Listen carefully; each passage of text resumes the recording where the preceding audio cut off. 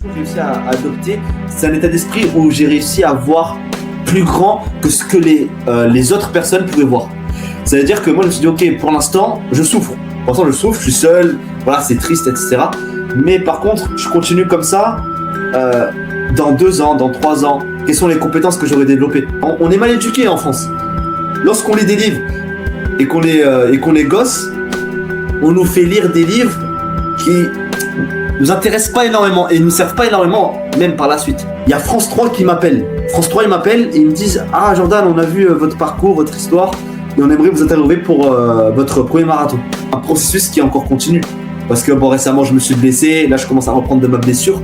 Mais voilà, on a toujours des épreuves dans la vie, mais toujours adopter le bon état d'esprit, ça te permet d'aller de l'avant et de faire des choses extraordinaires. Et pour moi le marathon, c'était un peu pour prouver que tout est possible, quel que soit ton point de départ. Alors je peux dire que j'ai été proche de la mort et j'ai vécu franchement des moments assez difficiles. J'ai un état d'esprit où je me dis, bah j'ai rien à perdre, je fonce. Du coup, bonjour Jordan, merci d'avoir accepté l'invitation. C'est avec grand plaisir. Comment ça va du coup? Moi toujours la pêche, hein, et toi alors comment tu vas Adrien? Super. C'est Adrien, hein? C'est ça. Adrien aussi. Très bonne énergie. Est-ce que du coup tu peux te présenter, savoir qui tu es, ce que tu fais, un peu ton parcours? Ok, alors moi pour un peu rapidement expliquer qui je suis, moi je m'appelle Jordan, j'ai 22 ans, bientôt 23, je suis encore assez jeune, mais j'ai quand même une sacrée pêche.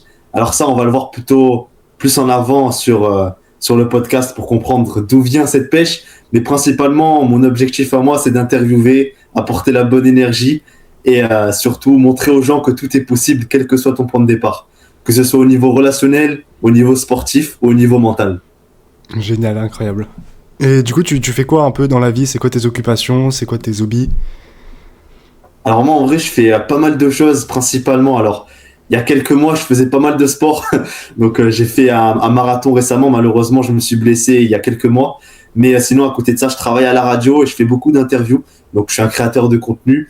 Et j'ai également créé un podcast sur Spotify, dont le nom de l'émission, c'est Garde la pêche. Parce que j'ai une pêche qui vient tout droit de l'enfer, mais ça, je l'expliquerai plus en avant.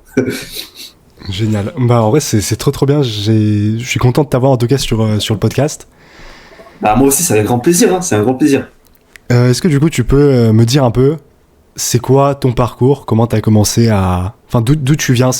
D'où te vient cette pêche, justement?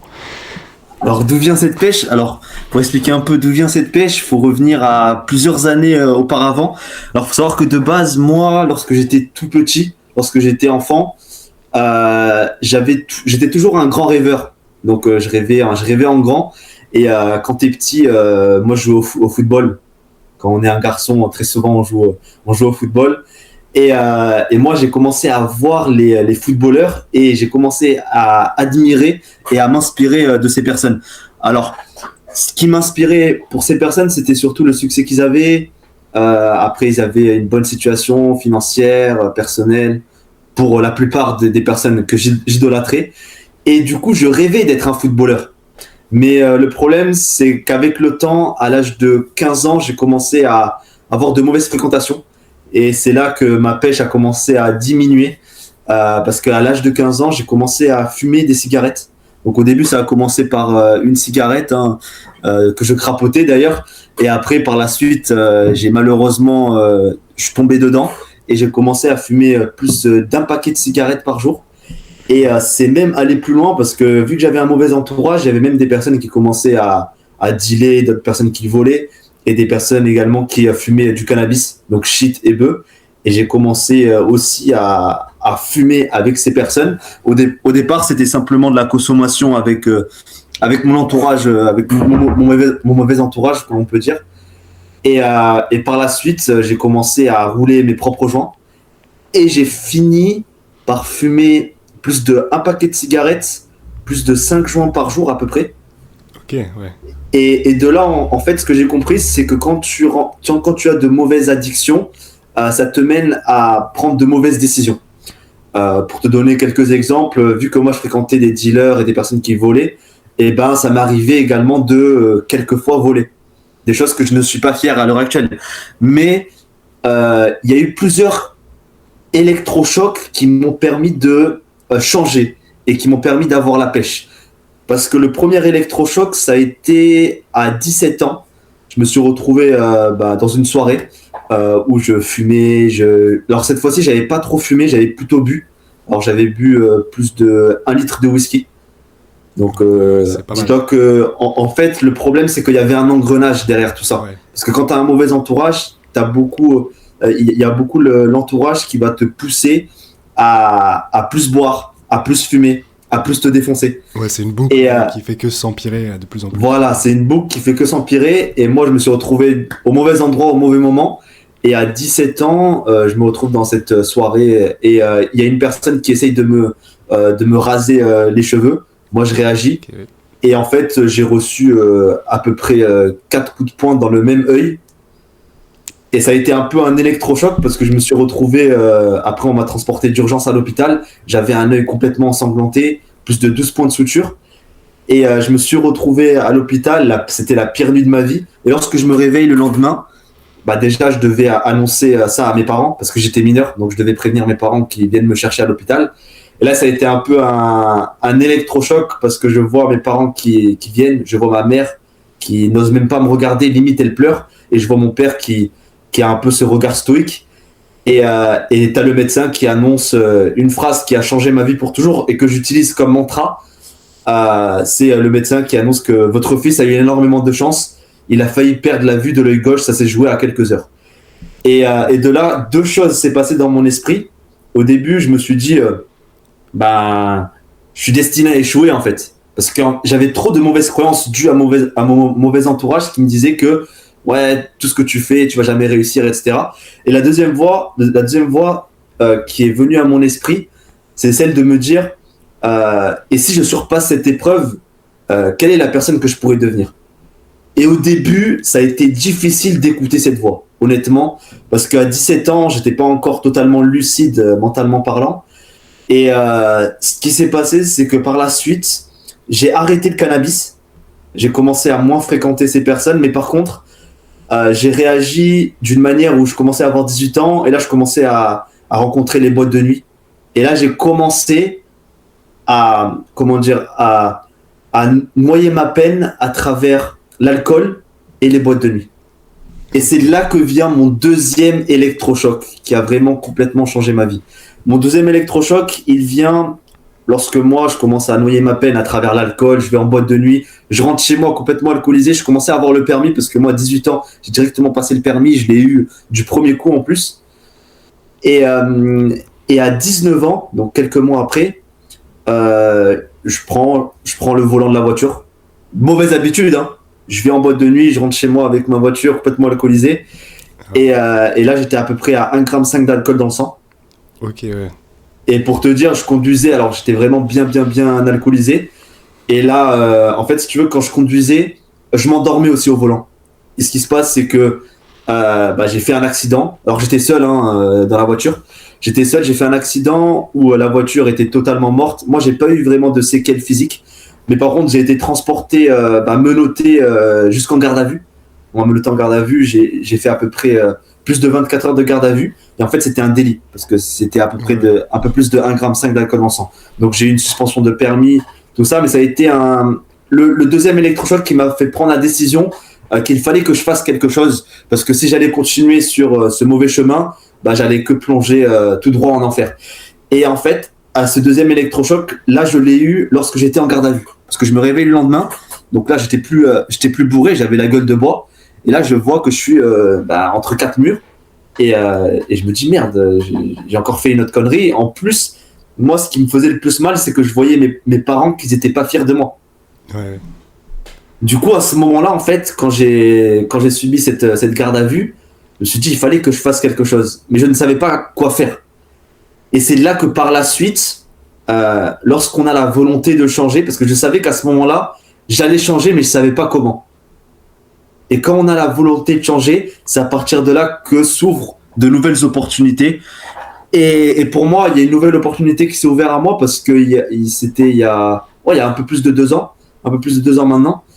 Il y a une personne que j'ai rencontrée par hasard et il m'explique qu'avec le personal branding, avec l'entrepreneuriat, avec l'investissement, je peux devenir meilleur tout simplement. Et il me propose d'aller à un événement. Et alors, faut savoir que moi, je parle aussi italien. Et lui, il était italien. Il m'expliquait que c'était un événement qui se passait à Bologne, en Italie. Ok, ouais. Bon, et moi, au départ, en fait, j'avais vraiment... en fait, j'étais pas vraiment ouvert d'esprit pour faire cela. Alors, je vais t'expliquer pourquoi. Parce que vu que moi, je fumais beaucoup de cannabis à l'époque, j'étais très paranoïaque. Alors, je sais pas si toi, tu as déjà connu des personnes qui fument beaucoup, etc. Mais il y a différentes personnes. Il y a des personnes qui ça va leur faire un bon effet. C'est comme les personnes qui boivent de l'alcool et qui ont un bon effet au niveau de l'alcool, ils sont plutôt joyeux. Et moi, ça faisait plutôt un effet mélancolique et paranoïaque, que ce soit l'alcool ou le cannabis. Du coup, je me suis dit, ouais, s'il faut, ça va être un guet-apens. Au départ, je me suis dit, c'est un guet-apens. Ah ouais. Mais après, je me suis dit, bon, je vais y aller. Dans tous les cas, ça peut être qu'une nouvelle opportunité qui peut s'ouvrir à moi. Et de là, je vais à un événement. Alors, c'était un événement, si tu veux, il parlait beaucoup d'entrepreneuriat, d'investissement, de personal branding. C'est un événement, il y avait beaucoup de personnes qui étaient en costume cravate. Je sais pas si tu vois un peu le style d'événement, et c'était vraiment sérieux. Un truc un peu, ouais. Ouais, voilà. Et moi, j'y suis arrivé avec le survêtement de Milan AC. Pour te dire mon état d'esprit à l'époque. Ouais, bah c'est bien en soi. Et en fait, je suis arrivé. Que tu sois là-bas. Ouais, l'important, c'est que je sois là-bas. Et c'est là que j'ai vu qu'une nouvelle opportunité pouvait s'ouvrir à moi si je prenais la décision de changer. Parce que j'ai vu que le personal branding, ça pouvait impacter que ce soit la France, le monde, parce qu'avec en travaillant son image, on peut devenir meilleur, mais surtout on peut impacter positivement la vie des autres personnes. Et vu que j'avais une histoire qui pouvait impacter encore plus de gens, je me suis dit c'est le moment de débuter. Alors ça a été difficile au début, mais malgré la persévérance et la passion, ça m'a ouvert de nombreuses opportunités et surtout ça m'a passionné, quoi. Et ça, c'est le principal. Et t'as commencé par faire quoi en fait sur ce parcours? Au début, ce qui s'est passé, c'est qu'on m'avait parlé beaucoup d'éducation financière. Okay. D'éducation financière, avoir le bon état d'esprit pour investir. On m'avait conseillé beaucoup de livres parce que moi je lisais pas. De base, moi je lisais aucun livre.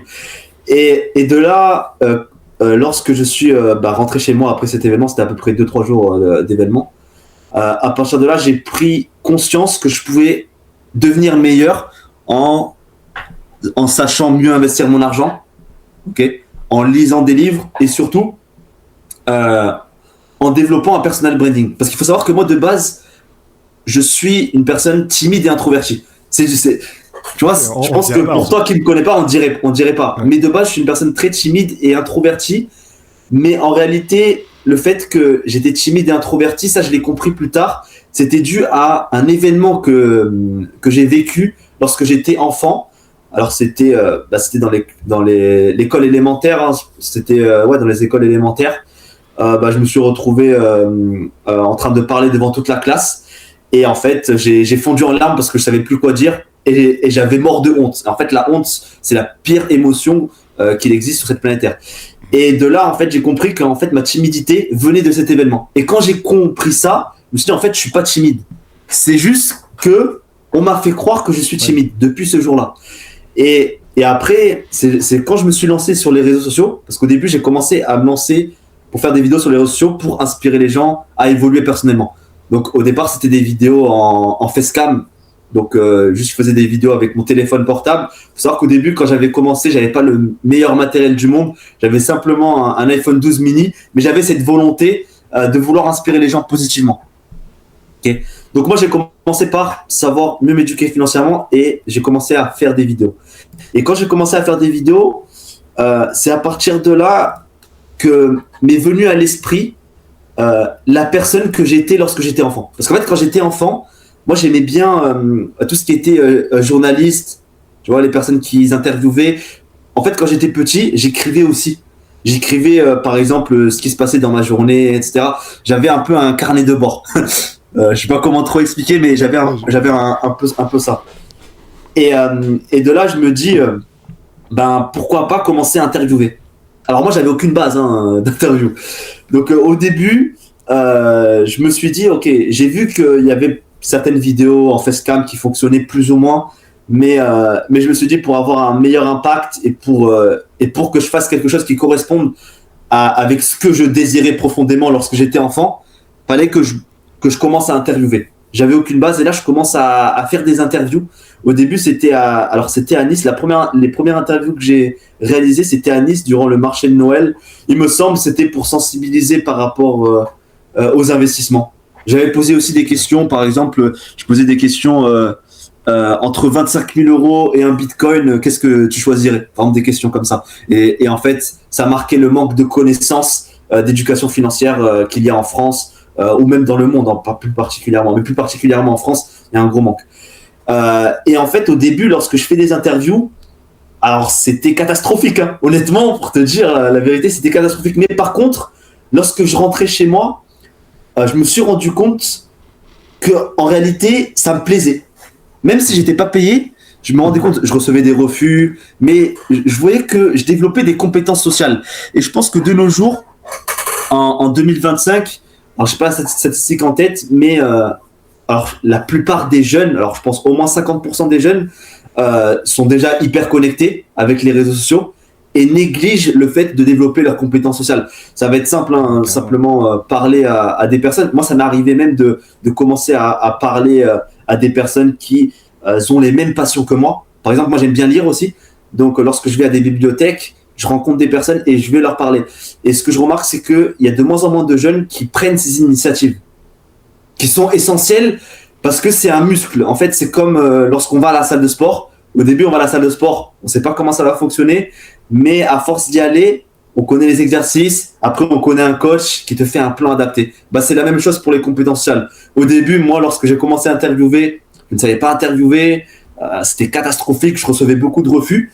Mais au fur et à mesure que j'ai développé ce muscle social, c'est là que la pêche est venue en moi, en fait.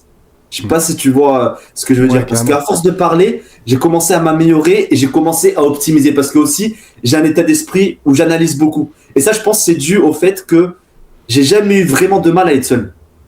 Ouais, c'est important. En vrai, être seul, ça apporte beaucoup. Et en soi, même le fait d'aller voir les gens, en fait, ça permet complètement de changer sa manière d'interagir, de pouvoir comprendre aussi ce qu'on fait. Si on analyse bien, de savoir d'avoir du feedback en fait sur sa manière d'interagir avec les autres, de pouvoir s'améliorer, savoir si telle ou telle phrase marche, si on est plus ou moins c'est exactement ça. En fait, ce que j'ai remarqué, c'est que lorsque j'ai commencé à interviewer, au début, mon objectif, c'était... Alors, j'avais des questions qui étaient déjà préparées. Après, par la suite, j'ai commencé à le faire beaucoup plus au feeling parce que je me suis habitué. Et ce que j'ai cherché à faire par la suite, c'est d'interviewer différentes personnalités. Parce que je te dis un truc super intéressant, c'est que lorsque tu vas te confronter à une jeune femme qui lit un livre, elle aura un état d'esprit différent d'un gars qui est en train de courir. Ça veut dire que peut-être la jeune femme qui lit un livre, qui lit beaucoup de livres, qui a même écrit un livre par exemple, elle aura une éloquence qu'une personne qui fait du sport n'a pas. Mais en réalité, ils ont tous les deux des valeurs similaires. Par exemple, une personne qui fait un marathon, c'est une personne qui est persévérant, qui est résilient, qui a une certaine discipline, qui a une certaine détermination. Une personne qui finit un livre, c'est la même chose. Il faut une certaine persévérance, une certaine discipline, une détermination d'aller jusqu'au bout. Et en plus de ça, il faut quand même une certaine résilience. Parce que j'imagine que pour écrire un livre, du début à la fin, c'est quelque chose qui demande une certaine remise en question. C'est des moments seuls. Et c'est des moments qui peuvent correspondre, que ce soit dans le sport, dans la littérature, ou même les personnes âgées. Alors moi aussi, j'ai bien aimé interviewer des personnes âgées. D'ailleurs, l'interview qui a fait le plus de vues sur ma chaîne Instagram, c'est l'interview de Georges. C'est une personne qui a un cancer du sang, et il a à peu près 88 ans, et pourtant il court des 10 km. Et lorsque j'ai interviewé cette personne, ça m'a mis une claque personnellement, parce que déjà, l'énergie, je la ressentais même à travers l'interview, mais ça s'est confirmé lorsque je l'ai publié, parce qu'elle a fait vraiment une grande visibilité. Et ce que j'ai remarqué, c'est que on a beaucoup plus à apprendre aux personnes âgées, on a beaucoup plus à apprendre des personnes âgées que des jeunes que j'ai connus jusqu'à aujourd'hui. Parce que, alors bien évidemment, ça va dépendre des personnes âgées avec qui tu vas interagir. Si ce sont des personnes qui sont pas le bon état d'esprit, ça sert à rien de communiquer avec ces personnes. Mais en fait, ce qui est bien, c'est qu'à travers l'expérience, j'arrive beaucoup mieux à reconnaître ça. Et t'as eu, par exemple, qui ont une bonne énergie et des mauvaises énergies. Ouais, dis-moi. T'as eu des gros refus, par exemple, des gens qui sont vraiment très Alors oui, alors honnêtement, c'est quoi tes pires expériences là-dedans, on va dire honnêtement, en France, voilà, il y a beaucoup de gens qui ont pas la pêche, quoi. Qu'ils ont pas la pêche, malheureusement. Alors ouais, pour être honnête avec toi, ouais, au début, en fait, j'avais beaucoup de refus. J'avais beaucoup de refus des personnes, soit qui étaient mal polies. Alors ça m'est arrivé une fois, une anecdote. Une fois, j'ai voulu interviewer une meuf. Alors c'était exactement au marché de Noël de Nice. Ah ok. J'ai voulu interviewer une meuf et il y avait son mec qui était derrière moi, je l'avais pas vu. Et du coup, ça a failli partir en couille parce qu'après, j'ai commencé à vouloir l'interviewer, elle a refusé. Et après, il y avait le mec qui est venu en mode le justicier, le justicier, tu vois. Mais au final, voilà, ça c'est. J'ai pas eu de dégâts physiques et après, je suis rentré chez moi tranquillement. Mais non, sinon, honnêtement, ouais, beaucoup de personnes, soit des refus catégoriques, soit des personnes qui te regardent de haut en bas. Ouais, très souvent ça. Hein. Personnes qui regardent de haut en bas. Mais après, en fait, ce qui est bien, c'est que lorsque j'ai commencé à comment dire, évoluer mon niveau d'énergie, j'ai commencé à faire évoluer mon niveau d'énergie, à partir de là, je commençais à faire des interviews de meilleure qualité et rencontrer des personnes beaucoup plus inspirantes que les personnes que je rencontrais au début. Parce qu'en fait, je pense que tout était coordonné en fonction du niveau d'énergie que j'avais.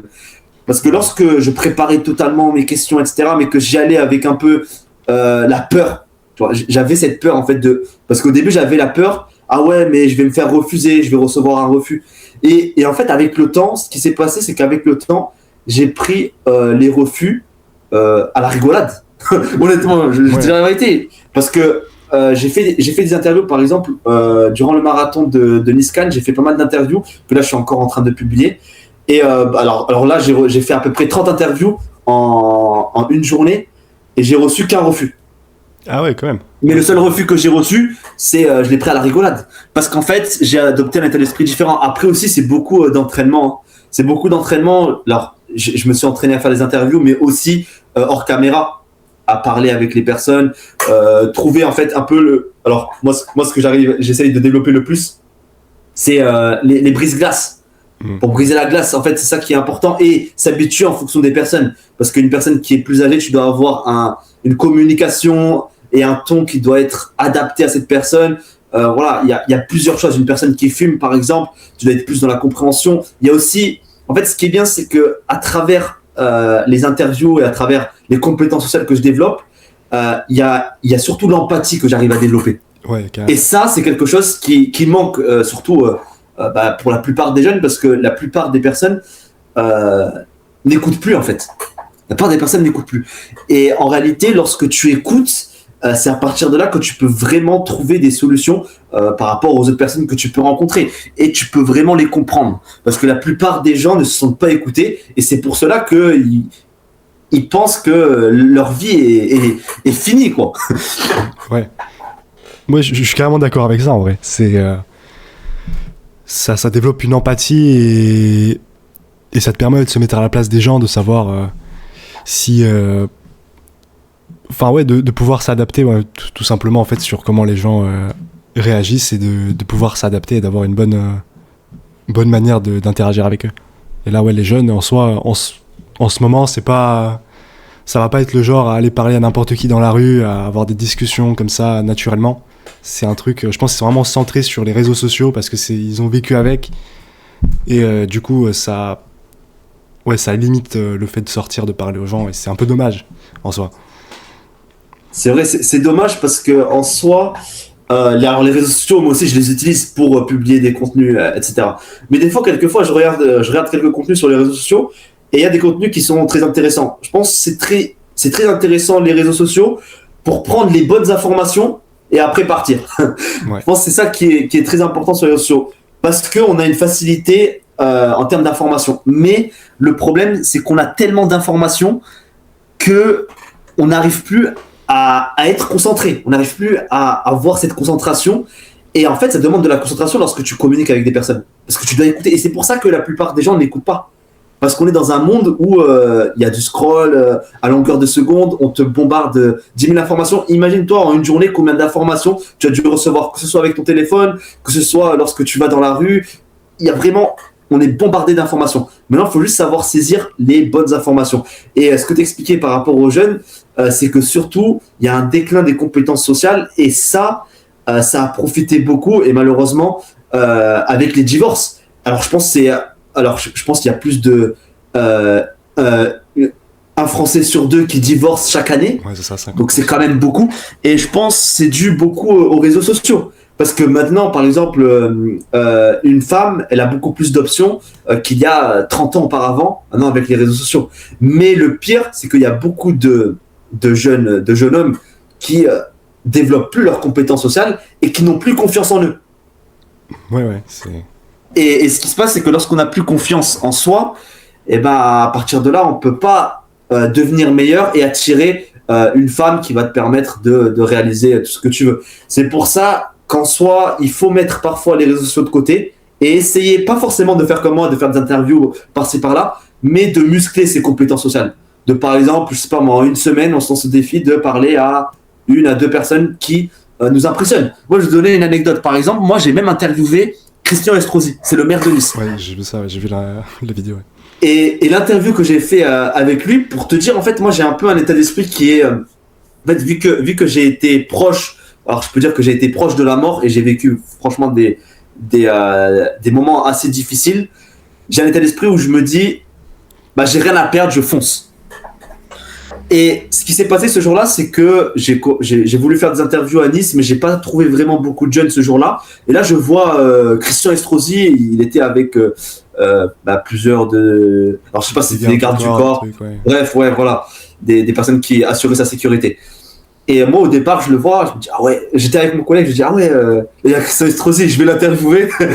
J'arrive, je l'interviewe, je parle un peu de marathon avec lui, je lui explique un peu comment j'étais un ancien fumeur, etc. Et en réalité, j'ai eu aussi ce culot et cette audace d'y aller. Alors peut-être ça aurait pu être un résultat catastrophique, hein. Il aurait pu me dire non, catégorique, etc. Mais au moins, je n'aurais pas eu de regrets. Et ouais, je pense que le problème des jeunes de nos jours, c'est que soit ils vont rencontrer une femme qui les impressionne, ou bien un entrepreneur, un investisseur, ou une personnalité politique qui les impressionne, et ils n'osent pas aller lui parler. Alors qu'en réalité, lorsque tu vas parler à ces personnes, soit tu vas recevoir un refus, mais ça va pas te tuer.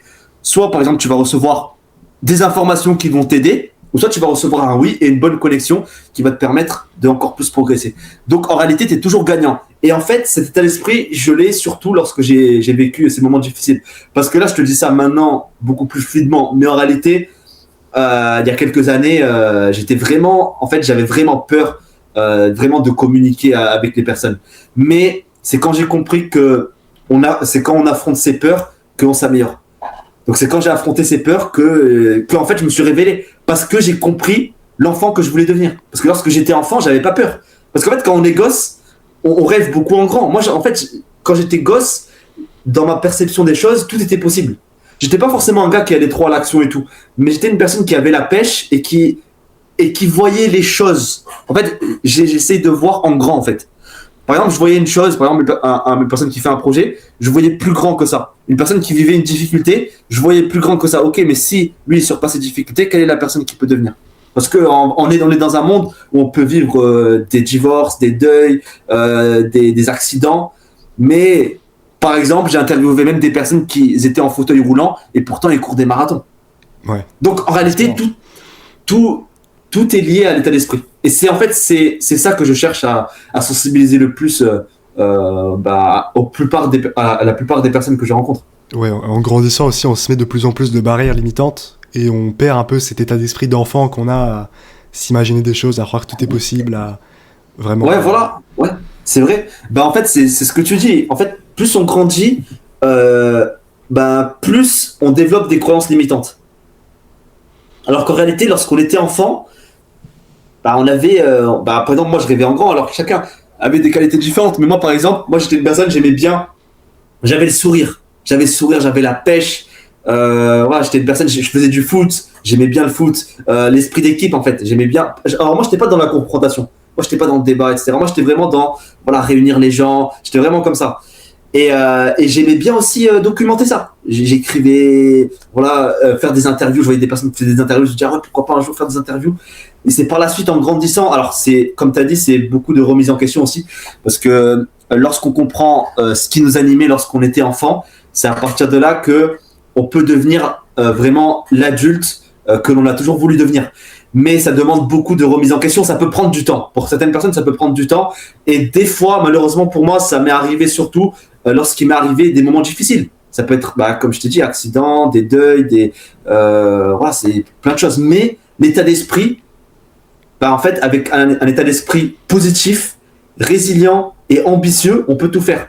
Comme je t'ai dit, fauteuil roulant, le gars, il a fait un marathon, il a fait un 4h20, il me semble, il avait fait 4h20, j'en avais même interviewé un autre. Mais quand je vois ça, en fait, je vais surtout chercher à prendre de leur mentalité, parce que certainement, eux, ils ont une mentalité encore plus résiliente que la mienne, pour pouvoir l'appliquer dans ma vie de tous les jours et ne pas pouvoir me plaindre. Parce qu'en France, on est les rois de la plainte. Hein. On est les rois de la plainte. Pour rien et pour... Alors, je vais te donner même une anecdote par rapport à ça. C'est que j'ai vu ça récemment. C'est qu'en Iran, il y a 0,2% de taux de suicide. Et alors, par exemple, dans les pays nordiques comme le Danemark, on est à plus de 20%. Et en fait, ça, je l'ai compris pourquoi. Parce qu'en Iran, lorsque, par exemple, ils peuvent boire, ils peuvent manger, ils sont en gratitude pour pouvoir faire cela. Lorsqu'ils peuvent communiquer, s'il faut, ils n'ont pas un téléphone pour regarder les réseaux sociaux. S'il faut, ils voient une personne dans la rue qui est en bonne santé. Voilà, il n'y a pas de comparaison. Ils vont vraiment être dans le dialogue, dans l'empathie. Tu vois, ils vont être dans l'empathie parce qu'ils sont dans un pays en guerre ou dans des pays difficiles. Alors qu'au Danemark, s'il faut, le Danemark, ils sont dans le confort. Même beaucoup plus que nous, par exemple. Mais le problème, c'est que vu qu'ils ont trop de confort, du coup... ça les tue un peu parce que les personnes, lorsqu'ils se sentent seuls, ils se sentent insatisfaites. Et comme tu disais, il y en a beaucoup qui se comparent aux autres. Et en fait, la comparaison, c'est par exemple, j'ai pas un gros physique, par exemple, je sais pas, j'ai un petit bide, je regarde un gars, il fait des marathons, il est sec comme ça, voilà, il fait des records personnels, je me dis merde, je suis une merde, tu vois. Ouais, je sais pas communiquer, je vois un politicien qui parle super bien et moi je ne sais même pas aligner une phrase parfaitement. Ah, tu te remets en question en fait. Mais en réalité, il ne faut pas se comparer. Parce qu'on a toujours un chemin à prendre. Moi, par exemple, je ne savais pas du tout communiquer. Au début, lorsque je commençais à communiquer, j'ai même commencé à faire des conférences. Hein. Et au début, c'était catastrophique. Parce que je ne savais pas communiquer. Pourquoi je ne savais pas communiquer? Parce que j'avais le langage du mauvais entourage. Vu que je fréquentais des personnes qui parlaient en mode wesh wesh, tu vois ce que je veux dire? Ils parlaient vraiment le langage des jeunes, quoi. Et ce que j'ai compris avec le temps, c'est que si je continuais à développer ce mauvais langage, j'allais jamais m'améliorer. Mais si je commençais à lire des livres et je commençais à faire des choses inconfortables, c'est à partir de là que je pouvais m'améliorer. Et c'est là que j'ai compris que développer des compétences sociales d'ici les 10 prochaines années, c'est quelque chose qui peut seulement te sauver en fait. Quel que soit ce que tu fais dans la vie en vrai. Je suis complètement d'accord avec ça. En fait, se mettre dans la difficulté, ça te permet de dépasser ces barrières en fait, de pouvoir aller plus loin. Et même dans mon expérience personnelle, j'ai fait des trucs en fait où tu te dis des trucs en fait je devais pas faire de base. Si tu dis avec mon niveau de compétence, j'aurais pas pu les faire. Et en fait, je me suis quand même mis dans ces situations qui étaient difficiles. Et après, ça te débloque des limites et tu te rends compte que t'es capable en fait de faire des trucs qui sont difficiles et d'aller plus loin. Et l'entourage, ça joue énormément. Qu'est-ce que t'en penses, toi, par exemple, il y a une phrase qui dit, tu vois, t'es la moyenne des 5 personnes que tu fréquentes le plus. Qu'est-ce que tu penses, par exemple, de cette phrase? Exactement, ça, c'est la fameuse phrase de Jim Rohn. D'ailleurs, j'ai lu son livre Le puzzle de la vie. Alors, moi, je parle aussi italien. Moi, je l'avais lu en italien. Il s'appelle Il puzzle della vita. Et franchement, la phrase de Jim Rohn, elle correspond vraiment à ce qu'on dit. Hein. Même par rapport à mon parcours, ce que j'ai remarqué, c'est que lorsque tu as un mauvais entourage, tu fais vraiment des conneries. Comme je te disais, moi je fumais beaucoup de cigarettes. Après je suis devenu le 6e fumeur. Ils fumaient aussi des joints. J'ai commencé à fumer des joints. Il y avait certaines personnes qui volaient. J'ai commencé à voler. Ça veut dire qu'en réalité, on devient les personnes que l'on fréquente. Et lorsque j'ai commencé à vouloir adopter un état d'esprit différent, au début, j'ai totalement coupé les rapports avec ces personnes. Mais j'ai dû me créer un nouveau entourage. Et ça n'a pas été super facile au début. Comment t'as fait? C'est pour ça. Pour alors, comment j'ai fait? Alors, au début, ce que j'ai fait, c'est que j'ai cherché à beaucoup plus comprendre qui j'étais. Okay. À comprendre qui j'étais. Donc, j'ai passé beaucoup de moments seul. Et en fait, c'est ça qui m'a fortifié. Parce qu'au début, lorsque tu coupes rapport avec les personnes que tu fréquentais pour des conneries, etc., et que tu vas plus en boîte, il y a beaucoup de gens qui te revoient et te disent « Ah ouais, on te voit plus, qu'est-ce que tu fais? Et toi, tu peux pas leur expliquer. Tu leur expliques, ouais, je suis derrière l'ordi, je prépare mes projets, voilà, je prépare une vidéo, etc. Il y a des gens, ils regardent tes vidéos, ils se moquent de toi ouvertement devant toi. Au début, ça fait mal. Mais après, avec le temps, moi, ce que j'ai toujours réussi à adopter, c'est un état d'esprit où j'ai réussi à voir plus grand que ce que les autres personnes pouvaient voir. C'est-à-dire que moi, je me suis dit, ok, pour l'instant, je souffre. Pour l'instant, je souffre, je suis seul, voilà, c'est triste, etc. Mais par contre, je continue comme ça. Dans 2 ans, dans 3 ans, quelles sont les compétences que j'aurais développées? Pas forcément la personne que je deviendrai, mais quelles sont les compétences que je développerai en continuant sur cette lancée. Et c'est à partir de là que j'ai commencé à plus mieux me parler avec moi-même. En fait, c'est ça. En fait, ce que je pourrais dire, c'est vraiment que j'ai commencé à avoir un meilleur dialogue intérieur. Parce que j'avais un mauvais dialogue intérieur dû au mauvais entourage que j'avais. Parce que lorsque tu as un mauvais entourage, ce qui se passe, c'est qu'il te bombarde d'informations négatives. Ouais, on va fumer, on va aller aux soirées, on va aller ci, on va aller là. Et du coup, ton cerveau, il commence à devenir... C'est comme une bouteille d'eau, en fait. C'est comme ton cerveau, c'est comme du Coca-Cola, en fait. C'est du Coca-Cola, ton cerveau. Et là, ce qu'il fallait que je fasse, c'est qu'il faut que j'insère de l'eau minérale naturelle. Ok ? Et c'était difficile au début. Il fallait que je passe du temps seul. Il fallait que je consacre du temps sur mes projets, sur mes vidéos. Il fallait que je commence à lire des livres, à assister à des conférences. Voilà, toutes des décisions qui pouvaient me rapprocher vers mes buts. Et c'est là que ce qui m'a aidé beaucoup, c'est les conférences. En réalité, les conférences, ça m'a permis de me connecter avec les bonnes personnes. Les conférences, le sport et aussi la littérature. Et lorsque j'ai rencontré des personnes qui lisaient des livres, qui écrivaient des livres, ça m'a aidé à avoir un état d'esprit positif. Parce que ces personnes-là avaient un état d'esprit beaucoup plus pessimiste et pas forcément joyeux, mais plutôt négatif, on va dire. Ok, ouais, je vois. Et par exemple, tu me parlais du coup tu lis beaucoup là en ce moment, tu m'as dit plus qu'avant en tout cas. C'est quoi, par exemple, tes nouvelles sources d'inspiration comparées aux anciennes? Tu disais que tu avais des inspirations dans le foot avant, et là, tu dois en avoir des nouvelles. C'est quoi un peu tes inspirations tout au long de ta vie pour l'instant? Ok. Alors ça, c'est vraiment une bonne question. On va dire les sources d'inspiration, c'est vraiment quelque chose qui est essentiel pour tout type de personnes, parce qu'en réalité, tout le monde a des sources d'inspiration. Mais moi, en fait, si tu veux, il y a plusieurs personnes qui m'ont inspiré. On va dire que moi, ce que j'ai cherché à voir sur les personnes qui m'ont le plus inspiré, c'est l'état d'esprit qui leur ont permis de devenir les personnes qui sont devenues.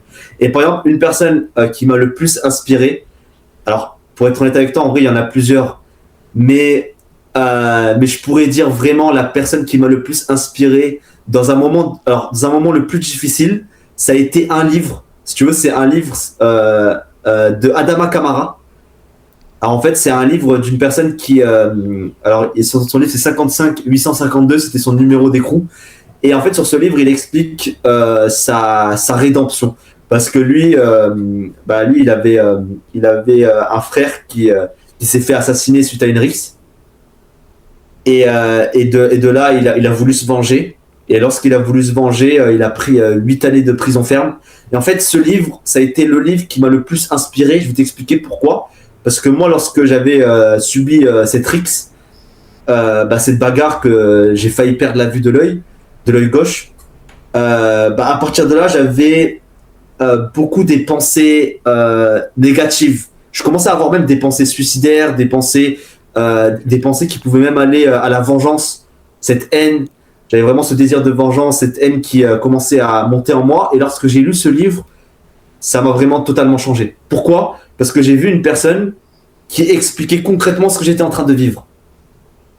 Et du coup, je pense que c'est la personne qui m'a le plus inspiré. Parce qu'à partir de là, je me suis dit, ok, c'est quoi les avantages d'écouter mon esprit qui me dit d'avoir cette haine, de me venger, et c'est quoi les inconvénients? Et lorsque j'ai vu qu'il n'y avait vraiment pas d'avantages et plus d'inconvénients, c'est à partir de là que je me suis dit, faut que je transforme ça pour inspirer les gens positivement et apporter une bonne pêche. Mais je ne savais pas comment. Mais pour être honnête avec toi, c'est la personne qui m'a le plus inspiré, surtout dans les moments les plus difficiles. Ok, génial. Ouais, je pense que c'est inspirant d'avoir comment dire, une source d'inspiration qui est en adéquation avec qui l'on est, avec ce qu'on vit actuellement. Je pense que c'est exactement le plus important. Alors j'ai eu plusieurs sources d'inspiration quand j'étais petit. Alors moi j'aimais bien Lionel Messi au football, mais pour être honnête avec toi par rapport aux sources d'inspiration, c'est vraiment cette personne qui m'a fait prendre la décision de vouloir changer et en fait d'approfondir la lecture. Parce qu'en fait j'ai compris. Alors au début je lisais pas. En fait quand je lisais pas, j'ai compris pourquoi je lisais pas. Parce que lorsque on est mal éduqué en France, lorsqu'on lit des livres et qu'on est gosse, on nous fait lire des livres qui nous intéressent pas énormément et nous servent pas énormément, même par la suite. Et du coup, lorsque j'ai commencé à lire un livre qui correspondait vraiment à ce que je vivais, je me suis dit, ah ouais, mais la lecture, c'est pas ce qu'on m'avait enseigné à l'école. Et ça, c'est totalement différent. Parce qu'il y a beaucoup de gens qui se bloquent par rapport à la lecture, alors qu'en réalité, ils ont tous des problèmes. On a tous des problèmes dans la vie et à travers les mots, on peut les résoudre. Mais ça se résout pas d'un coup. Mais par contre, tu peux prendre conscience que des personnes ont déjà entrepris le chemin que tu es en train d'entreprendre. Et du coup, ça te rassure et comment te dire, ça te donne une certaine foi et un certain espoir en une vie meilleure. Ouais, c'est le premier pas. C'est le premier pas, c'est de comprendre en fait d'où viennent nos problèmes, de pourquoi, etc. Et juste ensuite, on peut les régler, on peut essayer de chercher à s'améliorer, à changer. Mais ouais, le premier pas, c'est de déjà prendre conscience de nos problèmes. Et ça peut se prendre.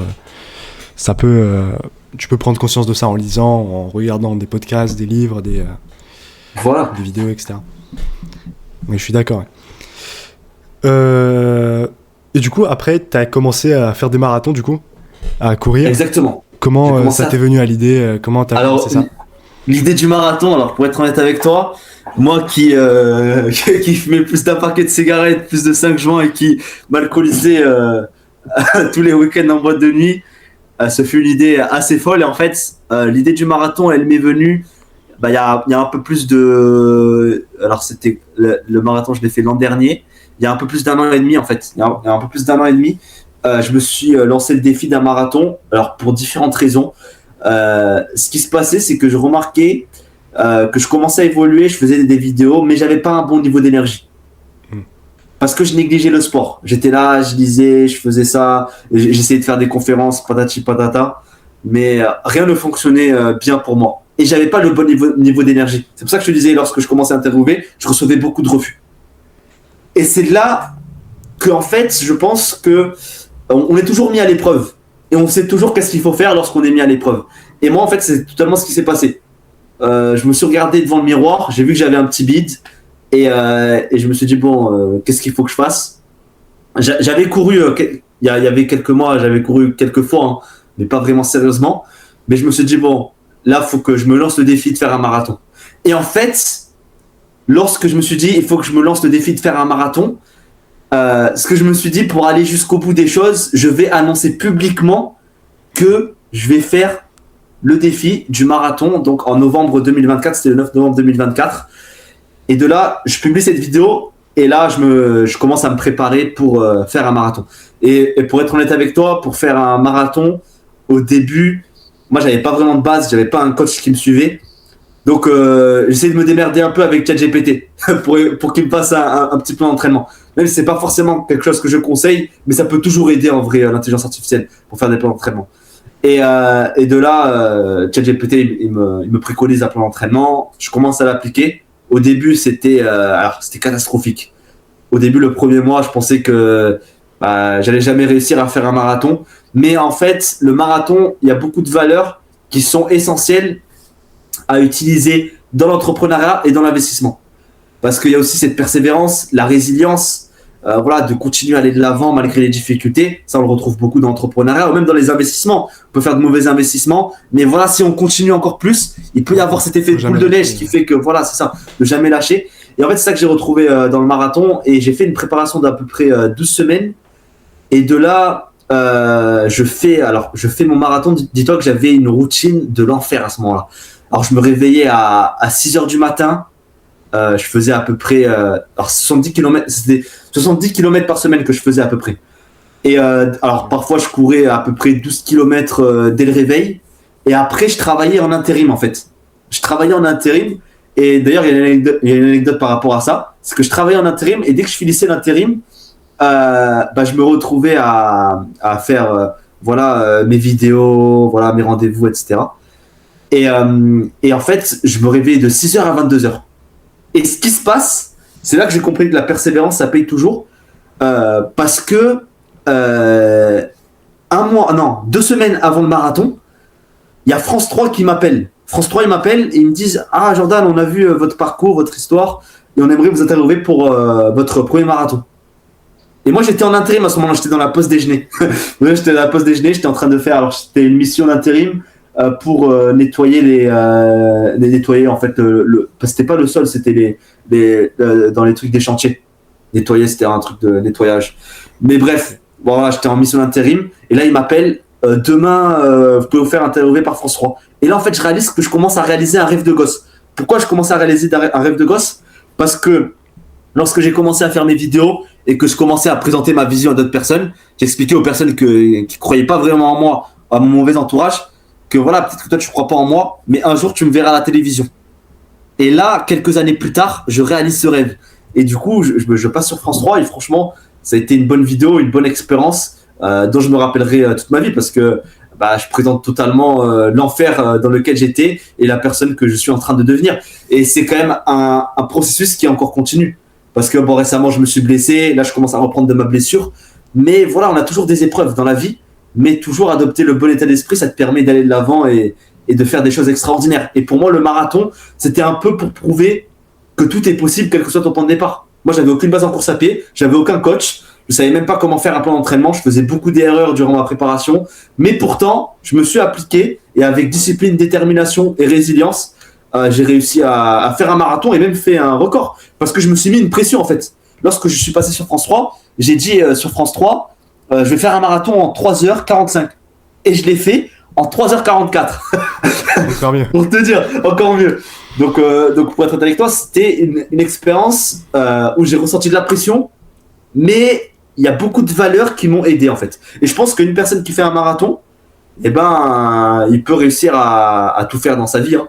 Et surtout, s'il utilise les valeurs qu'il comprend dans le marathon, dans sa vie personnelle ou professionnelle, il peut réaliser de belles choses. Hein. De belles choses, ce que j'applique de plus en plus en ce moment. Carrément, ouais, à travers le sport en général, je pense en tout cas, c'est des valeurs qui sont fondamentales dans tout ce qu'on entreprend. Ouais. Exactement. D'ailleurs, du coup, ta blessure, tu l'as eu comment? Comment c'est arrivé ça? Alors pour être honnête avec toi, en fait, on a toujours des épreuves dans la vie, mais je pense que le truc que j'ai beaucoup négligé dans ma vie, c'est les petits détails. Alors, je vais un peu plus approfondir pour que tu comprennes. En fait, dans la vie, des fois, on a plein de choses à faire. Des fois, on est occupé, on a beaucoup de choses à faire, on a une journée remplie. Et du coup, on se perd sur les petits détails. Les petits détails, ça peut être, je sais pas moi, faut ranger la chambre, faut lire ce livre, faut faire ça, faut sortir dehors bien habillé. Bref, il y a plein de petits détails qui font que tu t'améliores ou ou sinon tu t'améliores pas. Et ce qui s'est passé, c'est que ce jour-là, en fait, moi, j'ai commencé à me lancer le défi de faire un triathlon. Et j'ai fait quand même une bonne préparation pour faire un triathlon. Bon, j'avais pas vraiment de base, mais je me suis quand même lancé ce défi. Et je sors en vélo, et de là, je me dis, bon, je suis pressé. Je dois faire plein de choses aujourd'hui, etc. J'oublie de prendre mon casque de vélo. Bon, je me dis, c'est pas grave, vas-y. Pour la première fois que je prends pas le casque de vélo, c'est pas que je vais tomber en vélo. Je prends mon vélo, et ce qui se passe, c'est qu'il y a un obstacle dans la route. Je prends cet obstacle, j'étais à peu près à un peu plus de 30 km/h. Je tombe, si tu veux, je tombe. Et mon genou, il a râpé totalement le sol. Du coup, alors j'ai pas eu de dégâts au niveau de la tête, j'ai eu énormément de chance. Hein, mais mon genou, il a totalement râpé le sol et je me suis fait une entorse du croisé antérieur. Ok, ouais. Donc là, au début, ça a été un peu difficile de prendre conscience qu'on vient de subir une vraie douleur, quoi. Une vraie entorse qui fait mal et en plus, tu finis en béquille. Et en plus de ça, c'était à 6 jours de mon premier triathlon. Ah ouais. C'était à 6 jours de mon premier triathlon. Donc, mais en réalité, j'ai continué à garder la pêche parce qu'en fait, ce qui s'est passé, c'est que je suis arrivé à l'hôpital. 2 jours après, je suis allé à l'hôpital parce que vraiment, j'arrivais pas à marcher. Et là, je me retrouve en béquille et en fait, durant le triathlon, j'en ai profité pour interviewer des personnes parce que j'ai toujours adopté un état d'esprit positif. Je me suis dit, bon, c'est pas grave, je peux pas courir. mais je peux quand même interviewer des personnalités inspirantes qui font ce triathlon. C'est quelque chose que j'admire quand même, les personnes qui font les triathlons, parce que c'est quand même une discipline qui est très difficile, mixer nage, vélo, plus course, c'est quand même très difficile. Et en fait, par la suite, ce qui s'est passé par rapport à ma blessure, j'ai même eu une infection un mois après cette blessure, parce que j'avais une grosse pizza en fait au niveau du genou. Et là, petit à petit, je commence à reprendre. Pour l'instant, j'ai pas encore repris la course, mais pour l'instant, je fais beaucoup plus de pompe, traction. Et là, je vais reprendre la natation et petit à petit reprendre la course et se relancer des défis encore plus fous, mais plutôt au niveau de la course à pied. Ok, génial. Ouais, ça t'arrête pas. Ça t'arrête pas au fait à. Ouais, j'arrive pas à parler. Ça t'arrête pas à aller plus loin et à faire d'autres défis, à te pousser plus loin, quoi. Bah c'est ça. En fait, à chaque événement difficile que l'on a dans la vie, c'est toujours une épreuve qu'il faut comprendre. Parce que je pense que Dieu nous expose à... Alors moi je suis très croyant, hein, mais je pense que Dieu nous expose à des épreuves pour qu'on fasse nos preuves. Ça veut dire qu'à chaque fois qu'il y a un moment difficile, il faut essayer de comprendre pourquoi il s'est passé cela. C'est pour ça que je t'expliquais que j'ai pas fait attention aux petits détails. Ça, c'était un petit détail. S'il faut, j'avais mis le casque, il se serait rien passé.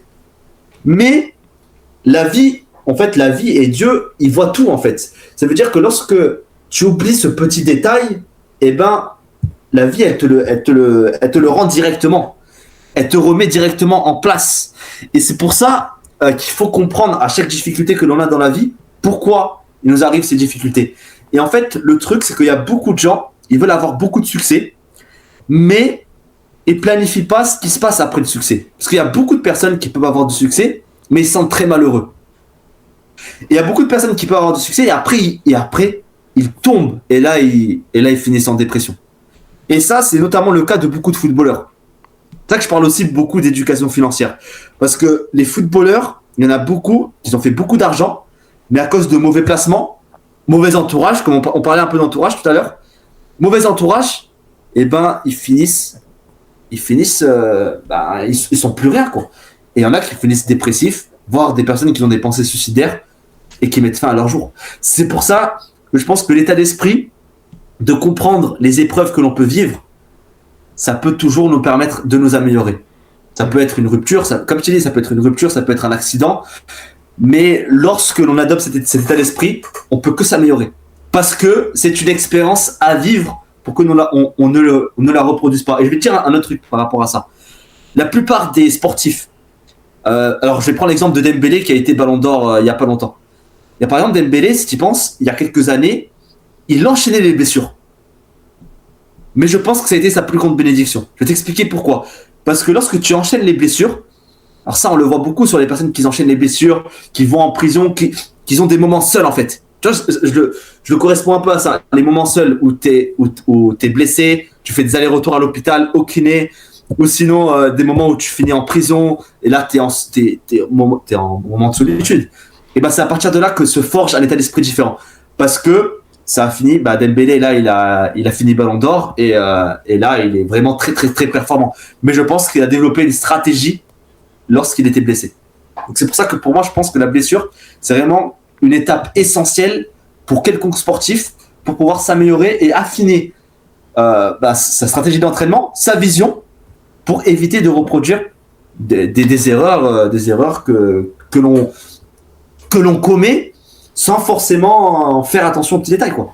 Ouais, ça reflète des choses en fait des choses sur soi-même. Par exemple, si on fait pas attention aux petits détails, c'est quelque chose qui est pas forcément dû au sport, mais quelque chose qui fait partie de soi en fait. Et du coup, c'est des choses sur lesquelles on doit s'améliorer pour pouvoir tout simplement performer dans n'importe quel sport. Et je pense ça permet de se remettre en question sur ces choses-là. Ouais. Totalement. C'est surtout une question d'habitude en fait. C'est une question d'habitude. Lorsque tu prends l'habitude de pas faire attention aux petits détails, après, petit à petit, en fait, la vie te remet à terre pour te faire comprendre de tes erreurs. Mais faut faire attention parce qu'il n'y a pas tout le monde qui comprend ces erreurs. C'est pour ça qu'il faut avoir un état d'esprit quand même de compréhension. Un état d'esprit quand même optimiste. Alors, faut quand même avoir un état d'esprit optimiste et faut analyser en fait les choses. Et en fait, ça, je l'ai compris. Alors, je l'ai compris pourquoi ? Parce que lorsque moi, j'ai fait mon accident de voiture, à 1,5 g d'alcool dans le sang, c'était un gros délit. Et j'ai fait des stages de sensibilisation routière. Et ce que j'ai remarqué, c'est qu'il y a beaucoup de gens qui conduisent alcoolisés, bourrés ou même sous cannabis et qui continuent à récidiver. Et en fait, c'est là que j'ai compris qu'il y a beaucoup de gens qui font pas attention à ces détails. Pourquoi ? Parce qu'ils vont pas essayer d'analyser et se dire les vérités en face. Très souvent, les vérités que on sait au plus profond de nous-mêmes, eh ben, c'est des vérités qui peuvent nous permettre de nous améliorer. Mais beaucoup de gens nient en fait, nient les faits et refusent de les voir. Et moi, en fait, c'est ce que j'ai cherché à faire lorsque je me suis retrouvé, limite, j'aurais pu mourir ce jour-là. Hein. Parce que ce qui s'est passé lorsque j'ai fait cet accident de voiture et je me suis retrouvé à plus d'1,5 g d'alcool dans le sang, c'est que j'ai regardé des reportages des personnes qui ont fini handicapées à l'hôpital, des personnes qui ont fini emprisonnées plus de 20 à 30 années de prison. J'ai cherché à me sensibiliser. Et je pense que ça, c'est la meilleure chose que peuvent faire les personnes qui subissent un gros accident de voiture, qui ont fait un gros délit, ou même des personnes qui fument. Lorsque tu vas regarder un reportage de 3 heures, 4 heures, des personnes qui ont la gorge trouée, qui savent plus parler, qui ont de gros problèmes de santé à cause de la cigarette, ou même qui sont complètement paranoïaques et ils sont en psychiatrie à cause du cannabis, bah c'est à partir de là que ton cerveau il peut prendre conscience et qu'il peut se dire ah ouais, si tu continues sur ce chemin, tu peux finir sur cette personne. Tu peux finir comme cette personne. Et c'est pour ça que moi je pense ce qui est essentiel, c'est toujours d'avoir cette vision en fait. C'est que moi j'essaie de retransmettre, ok, t'as une adversité aujourd'hui, mais essaye de voir plus loin que ça. Parce que en fait, durant un certain moment de ta vie, il y aura des moments difficiles. Comme pour toi, comme pour la personne que je vais croiser après, comme pour moi, mais tout le monde aura des moments difficiles. Mais ce qu'il faut savoir, il faut savoir les reconnaître et il faut savoir que c'est quelque chose qui est temporaire. La douleur, elle restera, mais autant utiliser cette douleur pour s'améliorer et adopter une autre vision en fait. Parce que c'est comme si tu perds un proche. Tu perds un proche. Lorsque tu perds un proche, c'est une douleur. C'est-à-dire que tu as un deuil, c'est douloureux. Mais par contre, si tu utilises ça comme une force pour rendre hommage à cette personne, bah là, tu peux vraiment devenir exceptionnel. Parce que tu fais quelque chose de bien, et tu vas pas t'effondrer comme font la plupart des gens. C'est pour ça que l'état d'esprit, c'est que moi je parle beaucoup d'adopter la mentalité wake up. Là, c'est un peu ma marque, mon hook, c'est le wake up, tu vois. Et mais pour adopter cet état d'esprit, faut savoir affronter les adversités de la vie avec une mentalité différente de la masse. Voilà. 100%, oui. Ouais. 100% d'accord avec ça. Pour finir, est-ce que tu peux un peu me dire où est-ce que tu te vois dans les 5-10 prochaines années? C'est quoi tes objectifs futurs? Alors bon, ce qui est beau, c'est que récemment, j'ai commencé à faire un peu de radio. Mais personnellement, alors ce que je me vois... Alors, moi, je suis vraiment un gars qui est simple, on va dire. Je me vois pas vraiment avec un gros succès, des voitures de luxe, etc. C'est pas vraiment quelque chose qui m'attire. Mais par contre, moi, ce que je vois d'ici 5 ans, c'est une personne fière de la personne que je suis en train de devenir, beaucoup plus compétent, beaucoup plus éloquent, qui fait même des conférences. Là, je suis dans l'écriture d'un livre, potentiellement écrire plusieurs livres. Et surtout, je me vois comme une personne accomplie, que ce soit personnellement, financièrement, mais surtout spirituellement. Parce que je pense que c'est quelque chose qui est essentiel d'avoir vraiment le bon état d'esprit, de continuer à cultiver cet état d'esprit. Parce que d'ici 5 ans, la personne que je serai d'ici 5 ans, et ben en fait, c'est une personne que je m'attends même pas, tellement que je suis en train de progresser, en fait, petit à petit que je suis en train de progresser, je me rends pas compte de l'évolution que je suis en train de faire. Si tu m'aurais dit il y a 5 ans que je serais la personne que je suis maintenant, jamais je t'aurais cru. Mais pourtant, le travail invisible, en fait, ce que je vais chercher, c'est vraiment faire le travail invisible que personne ne voit, faire des sacrifices. Ça va être même... Mon objectif, c'est vraiment d'avoir un impact national et global, en fait. Moi, je parle également l'italien. C'est-à-dire que je me suis dit, écoute, pourquoi pas faire des interviews en italien ? Récemment, je me suis déplacé à Sanremo pour faire des interviews en italien, pour rencontrer des sportifs, etc. S'il faut, je vais être amené à même faire des conférences en Italie. Mais ça, je ne le sais pas. Mais par contre, ce que je peux contrôler, c'est le travail invisible à faire pour arriver à ces objectifs. Donc moi, ce que je me vois, c'est vraiment comme une personne simple, qui se prend pas trop la tête, mais qui vraiment a un état d'esprit qui permet aux gens de pouvoir comprendre que tout est possible, quel que soit ton point de départ. Parce que j'aurais pu perdre la vue d'un œil il y a quelques années, j'aurais pu me retrouver en prison plus de 20 à 30 ans à cause d'un accident de voiture, ou bien j'aurais pu tuer quelqu'un, ou bien j'aurais pu me tuer moi-même. Mais en réalité, je suis toujours là. Et tant que je peux respirer et qu'il y a quelque chose qui me permet de souffler, de respirer et d'impacter, bah, je continuerai à le faire avec la bonne énergie, la bonne vision et surtout avec la pêche, parce que c'est quelque chose qui manque alors, sur la plupart des personnes de nos jours, hein, et surtout en France. Ouais. Bah, je te souhaite en tout cas que tu ailles le plus loin possible dans tes objectifs, dans tout ça, que tu arrives à avoir le plus grand impact du coup et d'atteindre les objectifs que tu veux. Merci. Vraiment. Et ouais, bah là, ça fait 1 heure à peu près. Ouais, on a fait une bonne interview. Ouais, bah merci beaucoup. C'était super inspirant et ton parcours, franchement, c'est quelque chose dont on devrait prendre exemple et essayer d'en tirer un maximum de bénéfices et de conclusions dans notre vie. Alors en plus, par rapport à mon parcours, moi j'ai toujours dit, lorsque j'étais à l'école, j'ai pas été un super grand élève. Mais j'ai toujours cru en un truc, c'est que tôt ou tard mon parcours sera étudié à l'école. Super. Donc ça c'est quelque chose qu'on verra sur les prochaines générations. Mais ce qui est sûr c'est que mon impact, tant que je pourrais souffler, bah, je pourrais impacter. Et en plus c'est quelque chose qui m'anime. En fait si tu veux, moi je suis pas animé par l'argent, le succès, comme je te disais. Alors c'est vrai qu'à Monaco c'est bien de s'inspirer de ces personnes qui ont un gros succès. Mais en fait j'agis beaucoup par passion en fait. Moi ça me plaît, hein, on va dire ce que je fais. Et je pense que c'est quelque chose que sur les jeunes de nos jours, on oublie en fait, les passions, lorsqu'on entretient une passion. Et en fait, il faut savoir donner sans rien attendre en retour. Et c'est exactement ce que m'enseignait également ma grand-mère, de toujours savoir donner sans rien attendre en retour. Et pour moi, c'est lui rendre hommage de continuer à entreprendre ce chemin. Ouais, et t'as aussi pu du coup te connecter à ton toi de plus jeune, qui était plus jeune, voilà. Et faire ce qui te passionnait en fait. Exactement, été fait. Ouais, un peu retourner aux racines. Retourner aux racines, ça te permet de devenir l'adulte que tu as toujours voulu devenir. Complètement d'accord, ouais. Ok, bah merci beaucoup. On peut se laisser là. Merci beaucoup en tout cas d'avoir accepté l'invitation et d'avoir partagé un peu ton parcours. Y a pas de souci. Bah avec plaisir. En tout cas, c'est avec grand plaisir même qu'on se boit un café, un de ces quatre à Nice. Ouais. Bah ouais, avec grand plaisir. Avec grand plaisir. Moi, ça me ferait grave plaisir. Et continue comme ça sur le podcast et j'espère que tu vas inspirer également les personnes à travers cette interview et même à travers les autres personnalités que tu pourras interviewer. Merci beaucoup. En tout cas, si vous regardez du coup ce podcast, n'hésitez pas. Jordan a aussi un podcast, Garde la pêche. N'hésitez pas à aller jeter. Exactement, sur Spotify, l'émission Garde la pêche. Et sur Instagram, TikTok, voilà, j'apporte une pêche unique avec des interviews irrationnelles. Il faut me suivre parce que les prochaines seront encore plus irrationnelles. Carrément. Allez, merci beaucoup. Allez, ciao.